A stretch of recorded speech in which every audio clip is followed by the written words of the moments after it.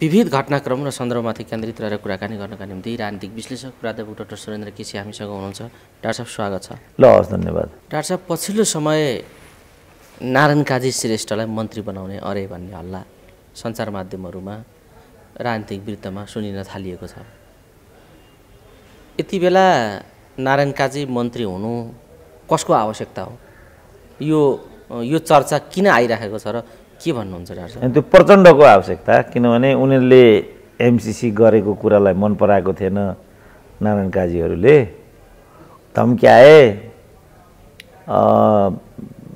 एमसिसीको मुद्दालाई अगाडि बढाउँ कि भात खान दिन्छौ भने खाऊ भन्थे। प्रचण्डको आवश्यकताले त्यो हल्ला चलेको हुनुपर्छ। यो एमसिसीको विवाद हल गर्ने थ्योरी यसरी लगाएका हुन् प्रचण्डले? हामी देखिरहेछौँ नि त। अब उनीहरू मुखर ढङ्गले आइरहेको थिए एमसिसीको विरुद्धमा। अब जुत्ताले हान्छौँ पनि भन्थे एकजना युवा नेता भनेका चाहिँ। लीलामणि देवगुरुङलाई हामीले सुनेकै हौँ, खै त तिनीहरू कहाँ गए अहिले?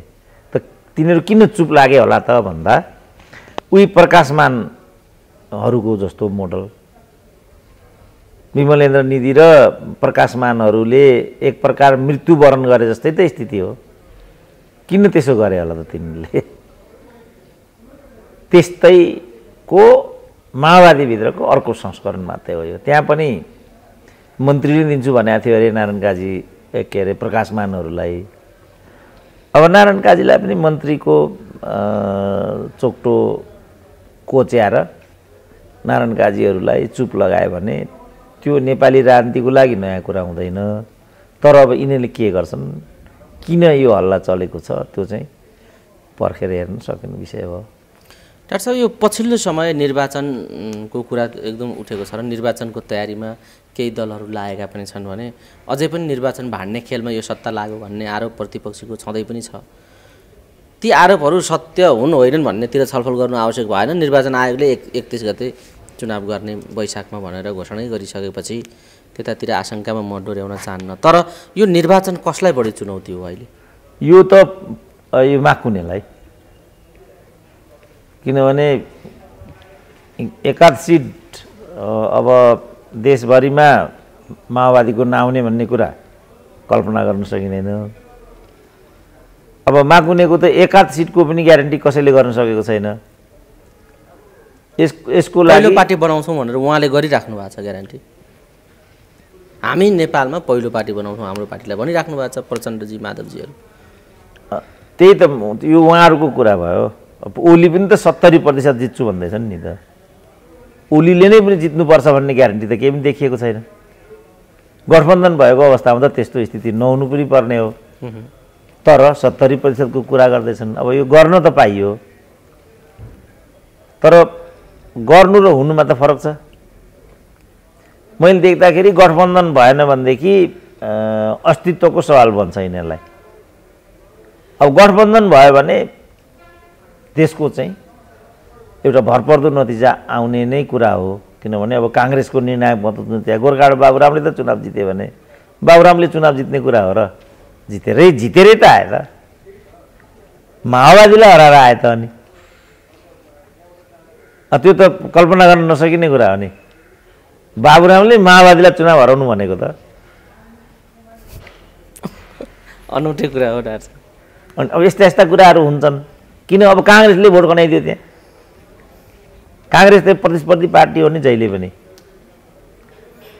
त्यसकारण गठबन्धन चाहिँ र निर्वाचन चाहिँ प्रचण्डको लागि होस् नहोस्को प्रश्न हो र खास गरिकन माधव नेपालको लागि। किनभने माधव नेपालले इतिहासमै सबैभन्दा ठुलो एउटा दण्डनीय गल्ती गरेका छन्। यस बापत उनी दण्डित हुनै पर्छ। कसरी दण्डित गर्ने, कसरी दण्डित हुने भन्ने मात्रै प्रश्न हो। अब गठबन्धन भइदियो भने त उनी दण्डित भएको कुराको नतिजा त्यहाँ देखा पर्दैन। बाबुरामले चुनाव जिते जस्तो खर्लकै माधव नेपाल पनि उक्सिएर आउँछन्। यस्तो बेलामा इतिहासलाई नै दण्डित दिएको, इतिहासले उनलाई दण्डित गर्नुपर्नेमा उनले नै इतिहासलाई दण्डित गरेको परिघटना त्यहाँ जन्मिनु पुग्छ। त यो त ठुलो विरोधाभास हुन्छ नि। समाजले पनि ठुलो अपराध गरेको यसको अर्थ निस्किन्छ। वास्तवमा पार्टी फुटाउने काम त राम्रो होइन नि। प्रकाशमानहरूले जे गरेका छन् राम्रो काम गरेका छैनन् नि। कुनै हालतमा दण्डित हुनुपर्छ नि यिनीहरूले। म के सुन्दैछु भने वास्तवमा दण्डित हुन्छन् उनीहरू। निधि पनि दण्डित हुन्छन्, प्रकाशमान पनि दण्डित हुन्छन्। अब किन उनीहरूले दण्डको बाटो लिए होला त? गजब छ नि। न्युट्रल मात्रै बसिदिएको भए पनि एउटा कुरा हुन्थ्यो नि। उनीहरूले त अघिल्लो दिनसम्म हामी केही गरी सेकेन्ड लटमा जानु पर्यो भनेदेखि हामी सबै के शेरबहादुरको विरुद्धमा उभिन्छौँ यो भनेका थिए। तर उनीहरूले ठ्याक्कै उल्टो भूमिका खेले। भनेपछि यहाँ त उनीहरूले आत्मा बेचेको त प्रष्टै देखियो। त के को लागि उनीहरूले बेचे होला त भन्दा पद र पैसा भन्दा त अरू कुरा छैन यहाँ नेपालमा केही पनि। पद पैसा, पद पैसा। अब नारायण गाजीहरू भए ठाउँमा आउँदा यदि यो भयो भने यो दुई मध्ये केमा उनीहरूले एमसीसी बेचे होला त? कि पदमा कि पैसामा? अब के घटना घट्छ त्यो पर्खेर हेरौँ हामी। डाक्टर साहब यो सन्दर्भमा, चुनावकै सन्दर्भमा गठबन्धन गर्ने प्रतिस्पर्धी ठुलो प्रतिस्पर्धी चाहिँ नेकपा एमाले हो, त्यसलाई भित्तामा पुर्याइदिने त्यो उद्देश्यका साथ यो गठबन्धन बनेको हो। तर सबैभन्दा ठुलो निर्वाचनको चिन्ता चाहिँ प्रचण्ड गरिराखेका छन्। यो जीवन मरणको सवाल छ है यो हाम्रो लागि निर्वाचन भनिराखेका छन्। गठबन्धन हुँदाखेरि पनि उनले त्यसो भन्नुपर्ने यो आशंका किन जन्मिएको छ? कि गठबन्धनमा खटपटी पैदा भयो, अब निर्वाचनका मुखमा यो गठबन्धन टुट्ने सम्भावना पनि छ र उनी त्यसो भनिरहेका छन् कि या मिलेर गठबन्धनमा जाँदाखेरि पनि ओलीले नै पछार्छन् भन्ने आशंका हो? के हो यो प्रचण्डको? ओलीले पछारे भने के हुन्छ भन्ने कुरा हो क्या यो। किनभने त्यसले त ठुलो सङ्केत गर्छ। भोलि प्रादेशिक निर्वाचन छ, पर्सि सङ्घीय निर्वाचन छ, अन्तत त राजनीति सकिने कुरा आयो नि त। अनि ओलीसँगको कलह र काङ्ग्रेससँगको गठबन्धनको औचित्य त जनताले मानेन भन्ने भयो नि त। त्यसपछि कहाँ जाने त? अर्को जनयुद्धमा जानु पर्यो। त्यसको रोदन हो प्रचण्डको। होइन भने उनले यस्तो बेतुका कुरा गर्दै हिँड्नु नै संसदीय व्यवस्थामा उचित हुँदैन। किनभने संसदीय व्यवस्थाको निर्वाचन भनेको जीवन मरण होइन। संसदीय व्यवस्थाको निर्वाचन भनेको चाहिँ खेलको नियम हो। त्यो खेलको नियम हामी मानेर जान्छौँ भन्दा नै शालीनता सुनिन्छ, शिष्टता सुनिन्छ। किनभने संसदीय व्यवस्था भनेको चाहिँ इथिक्स र मोरलले चल्ने व्यवस्था हो। यो व्यवस्थामा जोर जबरजस्तीको अर्थ हुँदैन। यसमा जोर जबरजस्ती गर्न थालियो भने जनताले दण्डित गर्छन्, फेरि उल्टो हुन्छ। ल हेरौँ त भारतमा कसरी केजरीवाल अगाडि आइपुग्यो। ठुलो पार्टी भनेर पनि हुँदैन, अस्तित्वमा पुग्यो नि त काङ्ग्रेस अहिले। त्यहाँ इस्वी 1980 को दशकमा बिजेपीले 2 सिट पाउँथ्यो, अहिले काङ्ग्रेसले 2 सिट पायो उत्तर प्रदेशमा। अब नयाँ दिल्ली चाहिँ उनीहरूको बिजेपीको गढ हो। त्यहाँ अहिले 3-4 सिट बाहेक जम्मै आपले लिइराखेको छ। अब पन्जाब एकदम शिक्षित सम्भ्रान्त मानिसहरूको जन्मथलो बसोबास भएको क्षेत्र हो। किनभने जब जनताले कुनै परिणाम पाइराखेको हुँदैन, जनताले कुनै न्याय पाइराखेको हुँदैन, सुशासन पाइराखेको हुँदैन भने तिनीहरूले शासन गर्ने हक राख्दैनन् भन्ने आधुनिक समाजको मान्यता हो। अब हाम्रो समाजले पनि त्यो खालको बाटो नलिकन धर छैन। मलाई के लाग्छ भने अझै एक टर्म नेपाली जनताले त्यो चेतना वहन गर्ने स्थिति बनाएका छैनन्। अर्को निर्वाचनदेखि चाहिँ मलाई लाग्छ त्यो स्थिति आइपुग्छ र पन्जाबको जस्तो दिल्लीको जस्तो नतिजा हामीले भोग्न पाउँछौँ। म त्यो भविष्य देखिराखेको छु। त त्यो चिजलाई आकलन गर्दै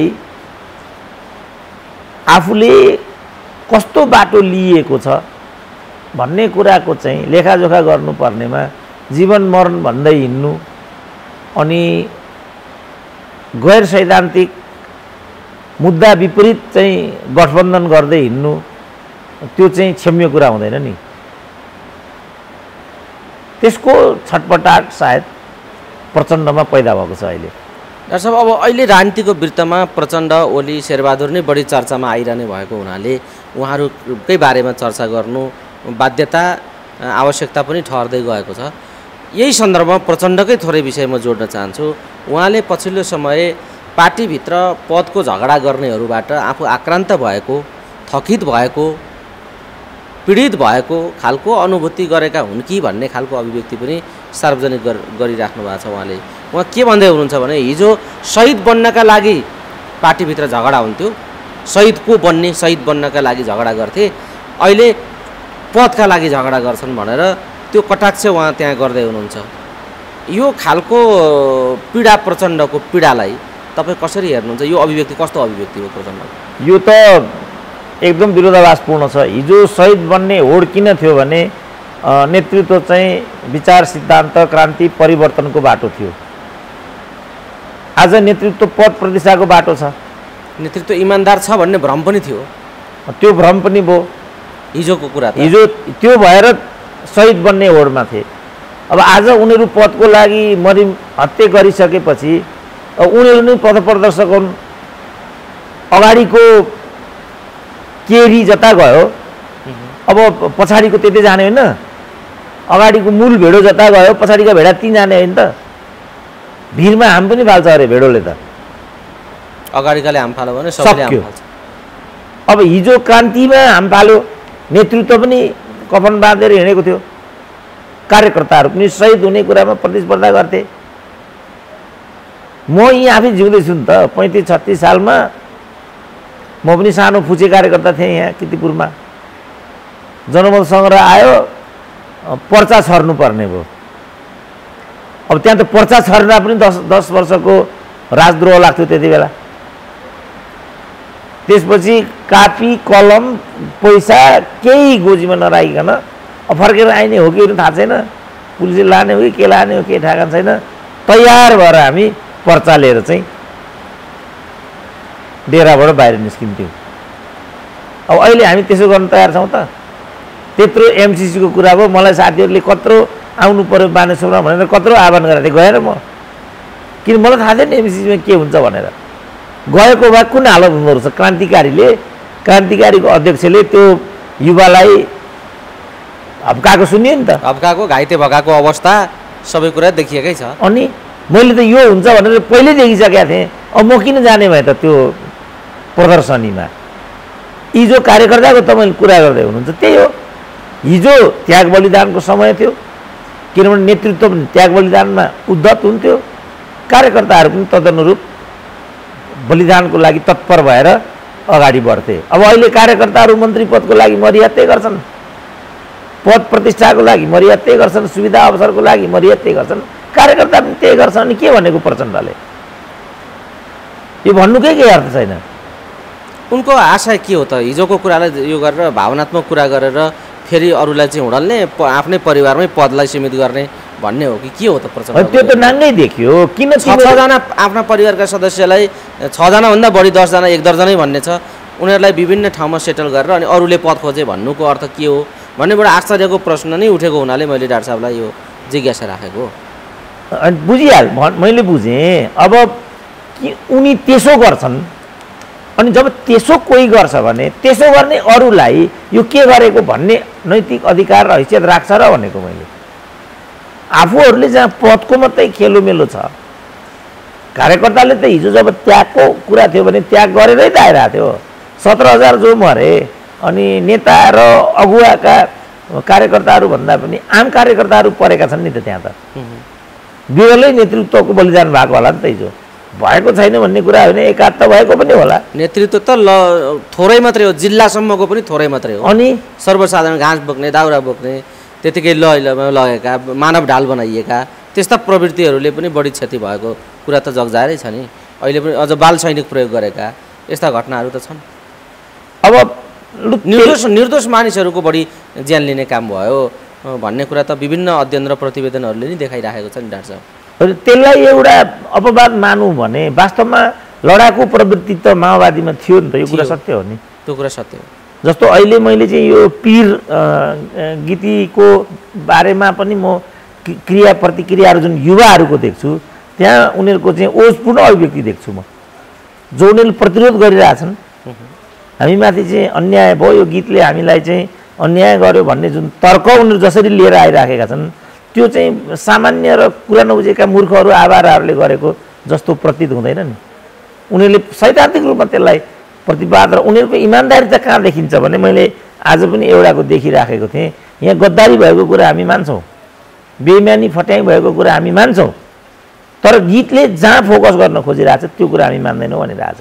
अब उनीहरूले त स्वीकार गरे नि यहाँ फट्याइ भइरहेछ, गद्दारी भन्ने शब्द नै प्रयोग गरे। किन गद्दारी भइराखेको छ, त्यो गद्दारी कसले गरेको छ त भन्दा त्यो गद्दारी प्रचण्ड बाहेक त अरूले गरे होइन नि त। किनभने नेता उनी हुन् नि त, अरू कसैले नारायण काजीले त गद्दारी गरेको छैन नि। उनी गद्दारी गर्ने ठाउँमा पनि छैन, अन्त गद्दारी गर्ने ठाउँमै छैन नि उनी त। उनलाई त बिचरा अघिल्लो दिनसम्म पनि एमसिसी हुन्छ कि हुँदैन भन्ने थाहा रहन्छ। 110% एमसिसी हुँदैन भन्थे, भनेपछि सुईको पनि रहेनछ नि त, कोर ग्रुप गर्ने रहन्छ नि त नारायण काजी। त्यसले त त्यही देखायो। लीलामणि देव गुरुङहरू सुईको पनि पाउँदो रहेछन् नि। प्रचण्डले त ऊ पुल्चोको कार्यक्रममा उभिएर भनिरहेछ कि एमसिसी विरुद्ध नारा रोक भनिरहेछ। त्यहाँ क्लियर हो नि उनी एमसिसीको पक्षमा थिए भन्ने कुरा। अब अहिले बिस्तारै एक एक पन्ना च्यातिँदैछ। एउटा विज्ञलाई चाहिँ प्रचण्ड आफैले नियुक्ति गरेको भन्ने कुरा आउन थाल्यो आजबाट। हिजो चाहिँ जुन त्यो डिपिआर बनाउँदाको जुन क्याबिनेट हो त्यो क्याबिनेटको बैठकमा चित्रबहादुर आफै डिपिएमको रूपमा रहेको भन्ने कुरा फेरि आइराखेको छ अस्तिको दिन। भने यी सबै फटाहरूको 101 पन्ना खुल्दैछ नि त। त्यसपछि चाहिँ कत्रो डाको लिएर आइराखेको छ त नेपाली काङ्ग्रेस, कति हेपिराखेको छ त। धनराज गुरुङ, गगन थापा, शेखर कोइरालाहरूले फुटपाथमा भन्दा पनि गएको यो राजनीतिक शक्ति सरहमा उनीहरूले दुत्कारिरहेछन् वामपन्थीहरूलाई। त यति भइकन पनि नेपाली काङ्ग्रेसको छत्रछायामा गठबन्धन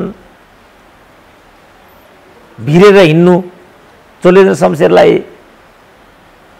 देशको प्रधान न्यायाधीशलाई त्यो ठाउँमा उभ्याइदिनु, अझ राजीनामा गर्नुपर्छ भन्ने चाहिँ एउटा दबाब खडा गर्नु, कुन बाटो गइरहेछन् यिनीहरू?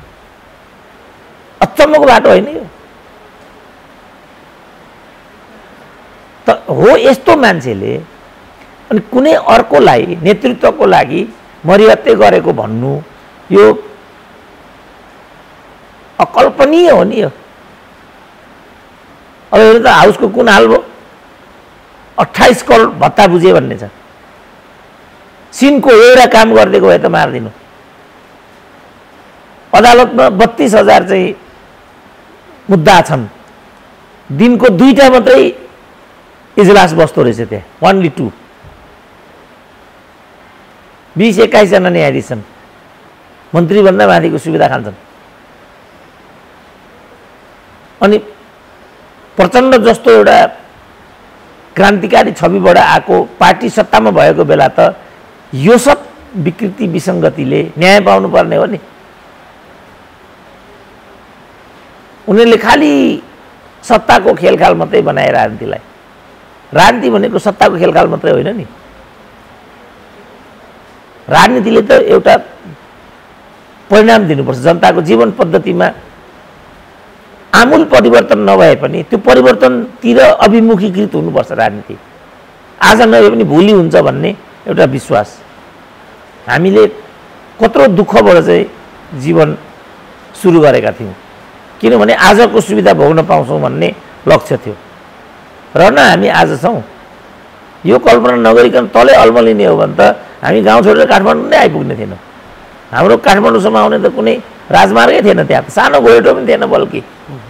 तर हामीले जङ्गल पन्चाएर, कुँडा कर्कट पन्चाएर, मूलघाटको पुल तरेर, रुखस्याक झोला बोकेर, साँगुरी भन्ज्याङको उकालो उक्लेर, तल धारापानीबाट झरेर, धरान टेकेर अनि काठमाडौँ छिरेका छौँ। हामी देखेका थियौँ हामीले काठमाडौँमै फल फल्छ भनेर। जो माओवादीहरू यिनीहरू जुन बाटो हिँडिरहेछन्, धनराजले भनेको हात्तीको कानमा गौँथली गुड लगाएर क्रान्ति त हुन्छ कहिल्यै। त्यो पार्टीका कार्यकर्ताले अनि पद बाहेक अरू कुरा देखेकै छैन भने अनि पदतिर उनीहरूले आशा नलगाएर के फेरि शहीदकै बाटो जान्छन् त उनीहरूको बाटो त्याग बलिदानको बाटो आदर्शको बाटो हो त उनीहरूको बाटो नै छली र ठगीको पद र प्रतिष्ठाको सुविधा र अवसरको बाटो हो स्वाभाविक छ उनीहरू त्यस्तै हुन्छन् किनभने त्यो बाटो नै उनीहरूको हो घनश्याम भुषालको लेख पढौँ न त्योभन्दा एउटा विभिन्न कुनै मार्क्सवादी साहित्य नेपालको वाम साहित्य जगतमा मैले आजसम्म पढेकै थिएन किनभने त्यो सत्यसँग एकदमै नाङ्गो रूपमा नजिक छ यति हियाएको छ काङ्ग्रेसले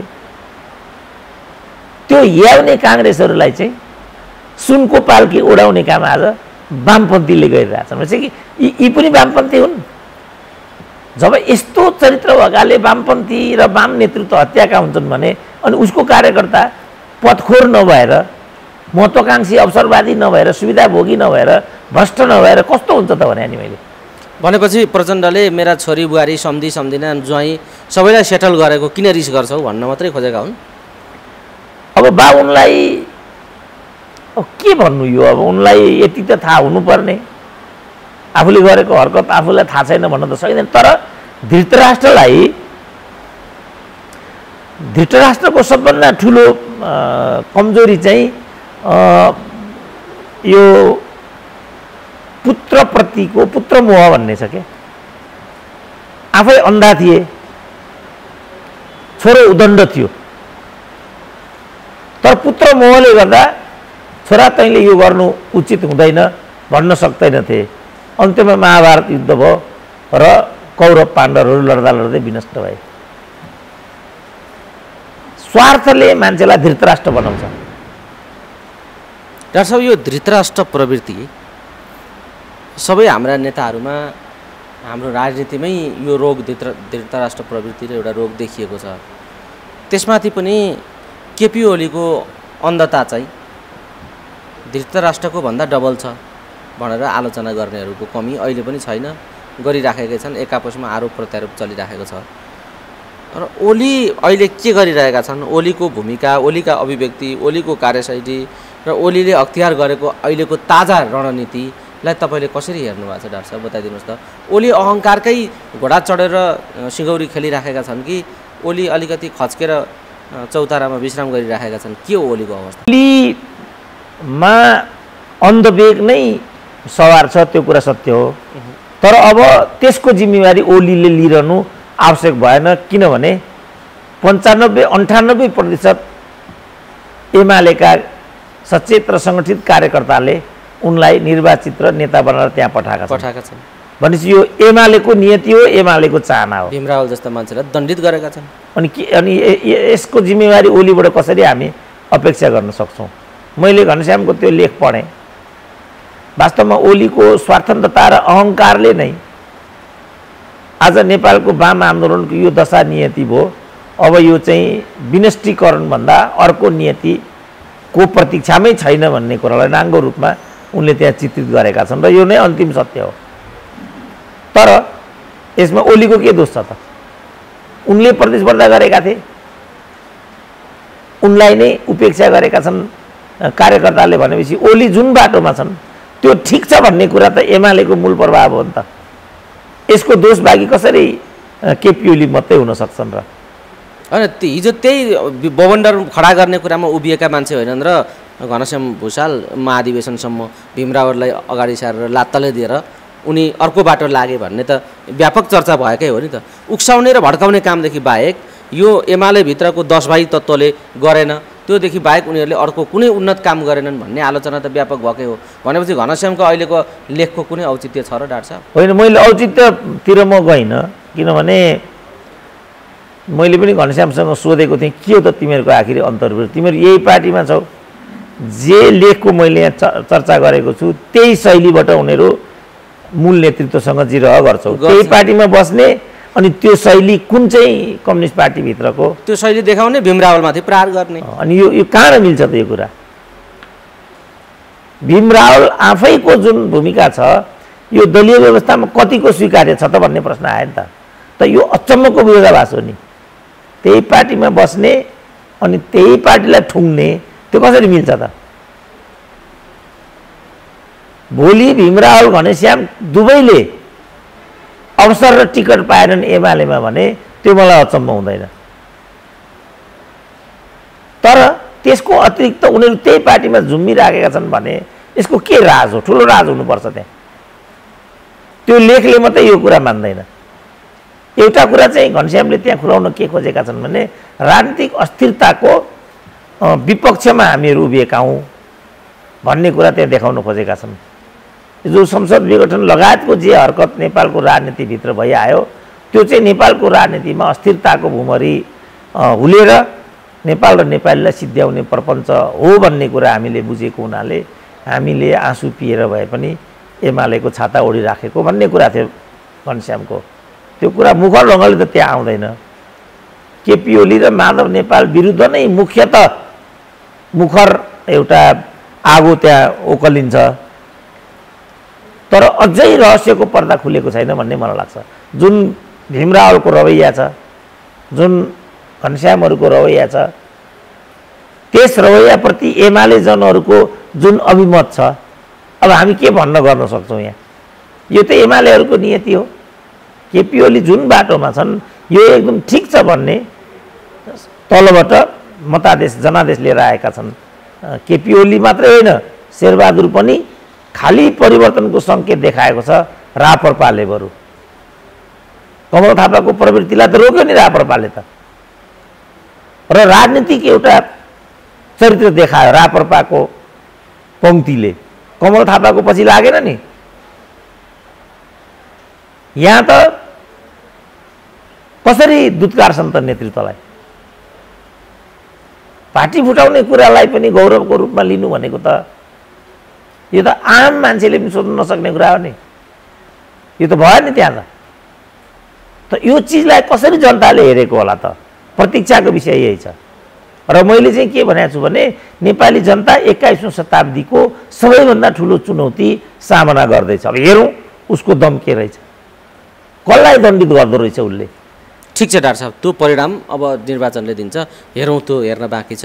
त्यस पछाडि यी यावत विषयहरू हामी फेरि स्मरण गर्नेछौँ। त्यस बेला पछिल्लो समय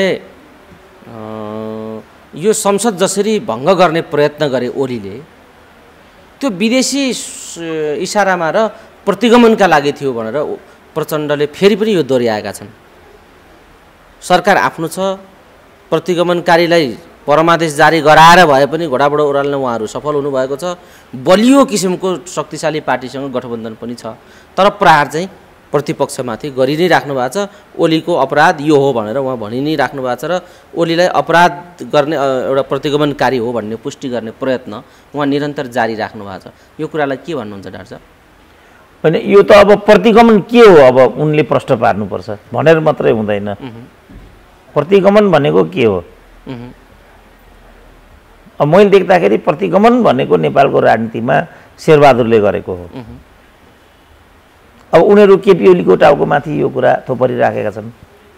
मैले देख्दा केपी ओलीले चाहिँ गैर संवैधानिक र स्वेच्छाचारी कदम मात्रै चालेको हो। त्यसपछि यो कदम किन चालेको भन्ने कुराको विचार विमर्श पार्टीमा हुनुपर्ने। किन आज त्यो घनश्यामको लेखले पनि इङ्गित गरेको छ यो सबै कुराहरू पार्टीमा आएन, एकलौटी गरेको छ।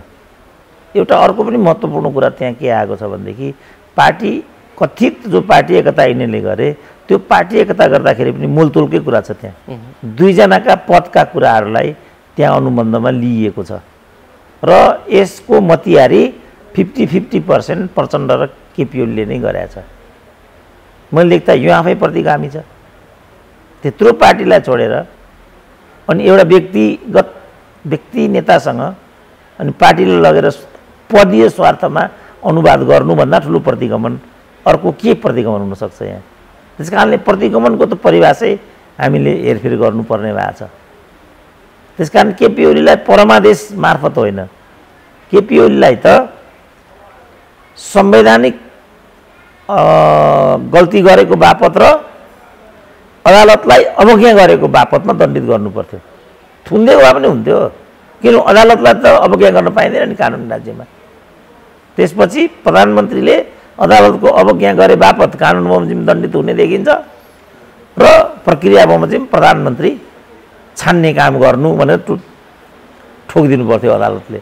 उसले त अर्को मन्त्री परिषद स्थापना गरेर देखाइदियो, फलानालाई 12 घण्टामा प्रधानमन्त्री बनाइदिनु, यस्तो पो कुरा गर्थ्यो उसले त यो चाहिँ प्रतिगमन हो मैले देख्दा। डाक्टर साहब, हामी कुराकानीको अन्तिम चरणमा छौँ। पछिल्लो समय यिनै संसद विघटनका प्रसङ्गमा देशी विदेशी खेलखाल छ भन्ने कुरादेखि लिएर ओली प्रतिगमनकारी हुन् भन्ने कुरादेखि लिएर यी चर्चा उठेर प्रचण्डले यो पुष्टि गर्न प्रयत्न गरिराखेको सन्दर्भमा पछिल्लो समय फेरि माओवादी र एमालेलाई एक गराएर लाने खालका प्रयत्नहरू पनि भइराखेका छन्। विशेषतः उत्तरको छिमेकीले यो एक्सर्साइज गरिराखेको छ भनेर पनि चिनिया राजदूतको ओलीसँगको भेटघाट हुने बित्तिकै यहाँका केही मान्छेहरू यस्तो खालको हल्ला पनि गर्न थालेका छन्।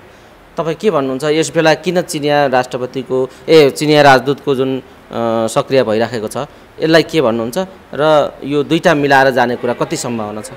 अनि त्यो उनीहरूको आफ्नै किसिमको उद्देश्यको विषय चाहिँ होला। तर मैले पहिले के भनिसकेको छु भने त्यो उसको अनन्य रोदन मात्रै हुन्छ। उसले जुन बेला यो भूमिका खेल्नुपर्ने थियो ऊ के कारणले हो नि यो भूमिकाबाट वञ्चित रह्यो।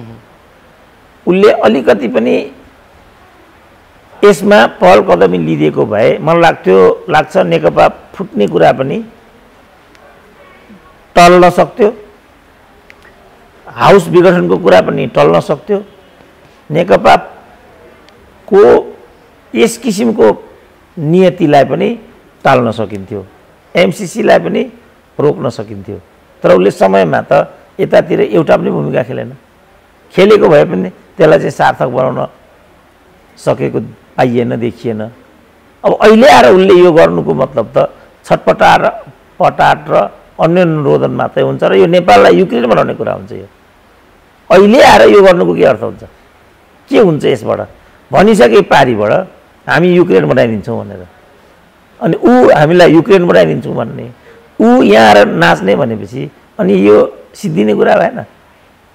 एकदम गलत भूमिका, हिजैदेखि चाइनाको गलत भूमिका छ नेपालमा। किनभने चाइनाको सबैभन्दा शुभचिन्तक भनेको नेपालमा राजतन्त्र थियो। राजतन्त्र रोइरहँदाखेरि, किनभने राजतन्त्र अन्त्यको कुरा त 62-63 को जनआन्दोलनको 12 बुँदेभित्र काहीँ पनि थिएन नि। त्यो कहाँ र अन्त्य भयो त? फेरि उसले अलिकति भूमिका खेलिदिएको भए त त्यो पनि हुन्थेन। पछि कार्तिक 22 गते 7 दलको बैठक भएको थियो बालुवाटारमा। त्यहाँ माधव नेपालले नै राजतन्त्र जनमत सङ्ग्रहबाट मात्रै हटाउनु पर्ने भन्ने नेकपा एमालेको पृथक राय छ भनेर नोट अफ डिसिसन लेखेको छ। कम्युनिस्ट पार्टी हो नि त एमाले भनेको पनि। जबकि ज्ञानेन्द्रले सबैभन्दा बढी पेलेको नेता कोही थियो भने त्यो माधव नेपाल नै हो। अनि त्यो चीन भन्नेले चाहिँ एक शब्द बोलिदिनु पर्दैन। दक्षिणले चाहिँ नाङ्गो बोल्दा हुने, धर्मनिरपेक्ष पनि त्यही अन्तर्गत भएको छ। अब अहिले भारतलाई नेपाल चाहिँ धर्म राज्य चाहियो, हिन्दू राष्ट्र चाहिएको छ। अनि हिजो धर्मनिरपेक्ष बनाउने, अनि आज हिन्दू राष्ट्र हुन्छ नेपाल।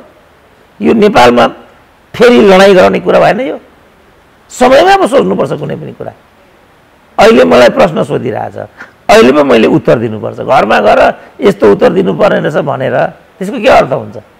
अहिले बोल्न नसक्ने, गर्ने, पसिना चुहाउने, अनि घरमा गएर यो उत्तर दिनुपर्ने रहेछ, ऊ उत्तर दिनुपर्ने रहेछ भनेर अनि त्यो मेरो विचार प्रभावित हुन्छ त जनमानसमा? भन्न सक्नेले अहिले नै भन्नुपर्छ। मिलाउनु पऱ्यो नि तारतम्य, जोड कोड गर्नु पऱ्यो, तानतुन गर्नु पऱ्यो। जे भन्नुपर्ने चाहिँ यही भित्रबाट प्रभावित गरिदिनु पऱ्यो, परेन? जब त्यो मैले गर्न सकिनँ भने सकिनँ, फेलियर भएँ म। अर्को वक्ता बस्छ भोलि, बुझ्छ नि मान्छेले त। कैयौँ वक्ताहरू हामी अन्तर्वार्ता देखिरहेको हुन्छौँ, 2 महिनामै सिद्धिन्छन् नि। यही त हो नि कारण।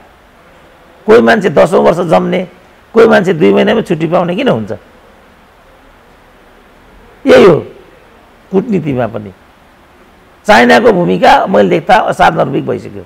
डाक्टर साहब, यो कुराकानीसँगै जाँदै जाँदै यी जे यावत घटनाक्रम र परिदृश्यहरू तयार भएका छन्, के भन्नुहुन्छ डाक्टर साहब? अन्तिममा भन्नै पर्ने कुरा के छ तपाईँको? होइन, अब मैले भने अब अलिकति हामी अब यो खेलखाल झेलजालमा यो राजनीतिलाई चाहिँ आफ्नो घोडा बनाउने जुन स्वार्थी नेतृत्व छ यसको दास हुने, अहिले पनि चाहिँ गल्ती गरिरहने सुविधा अब हामीलाई छैन।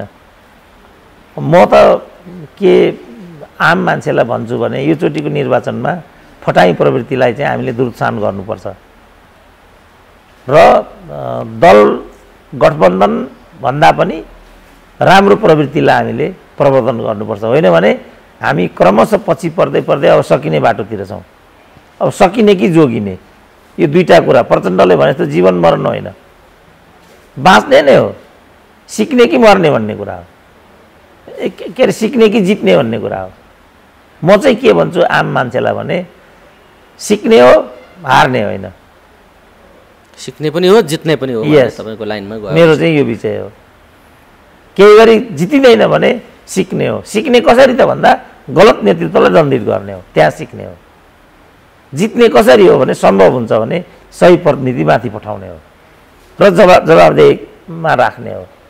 यो गर्छु भनेर त्यहाँ गएको खोइ त भन्ने हो। काहीँ काहीँ देखिन्छ नि, फोहोरको डस्टबिनमा हालेर चाहिँ कन्टेनरमा हालेर नेताहरूलाई मुड्काइराखेका हुन्छन् नि, त्यो नगरी हुँदैन। अब हामीले पनि काठमाडौँ उपत्यकाको अहिलेको अनुहार हेरौँ त। 10 वर्ष चाहिँ हामीलाई यिनीहरूले हिलो र धुलोमा मेलम्चीको नाममा डुबाए काठमाडौँ। फेरि के प्रोजेक्ट हो हेरौँ त अहिले काठमाडौँ कस्तो छ। काठमाडौँको सडकमा गाडीभन्दा अर्को, धुलो मैलोभन्दा अर्को केही पनि देखिँदैन। न पानी छ, न औषधि छ। अहिले त फोहोर उठ्न छोडो काठमाडौँ। अनि फोहोर नउठेको त तात्कालिक समस्या त पिके क्याम्पस अगाडि हिँडिसक्नु छैन। अनि यस्ता बानेश्वर अगाडि कहीँ पनि हिँडिसक्नु छैन अहिले फोहोर थुप्रै। त उनीहरू चुनाव बनाएका छन्, जीवन बनाएका छन्, मरण बनाएका छन्। त्यस्तो पनि जीवन मरण हुन्छ हो। यो सबै कुरा किन भन्ने कुराको उत्तर अब हामीले खोज्नुपर्छ। अब झोलै मात्रै बोकिरहने हो भने त चन्द्र शमशेरको व्यवस्था ल्याए हुन्छ, दास प्रथा ल्याए हुन्छ, चुठुवाको पानी खुवाउँछ नेतृत्वले हामीलाई कुनै दिन। हवस् डाक्टर साहब, समय दिनुभयो। यो समय र संवादका लागि यहाँलाई धेरै धेरै धन्यवाद। धन्यवाद।